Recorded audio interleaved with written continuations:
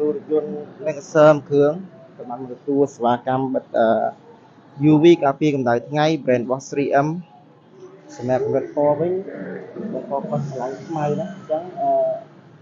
ផ្នែកកញ្ចក់មុខទៅដល់ខាងក្រោយនោះគាត់បានជ្រើសយក70%ហើយសម្រាប់កញ្ចក់មុខនេះវិញជាទូទៅបងប្អូនតែងតែប្រើត្រឹមតែ30%ទេតែសម្រាប់លេខសើមគ្រឿងនេះគាត់បានជ្រើសយក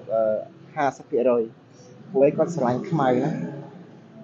ចឹងសម្រាប់ការបិទគឺខាងយើងគិតធ្វើការផ្ចិតផ្ចង់ជូនគាត់មែនតើគ្លៀដីអីបានស្អាតល្អណាស់នៅសល់តែផ្នែកទូចនេះមកខាងទៀតទេគឺរួចរាល់ហើយសម្រាប់ឡានគ្រឿងនេះផងដែរ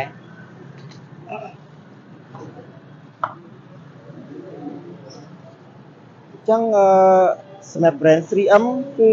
គិតជូនបងប្អូនតម្លៃសមរម្យទេបងប្អូនបើសិនជាបងប្អូនមានតម្រូវការចង់បិទហ្វីមការពារទឹកថ្នាំឬ UV ការពារកម្ដៅថ្ងៃហ្នឹងអាចទាក់ទងខាងយើងខ្ញុំបានណាសូមអរគុណ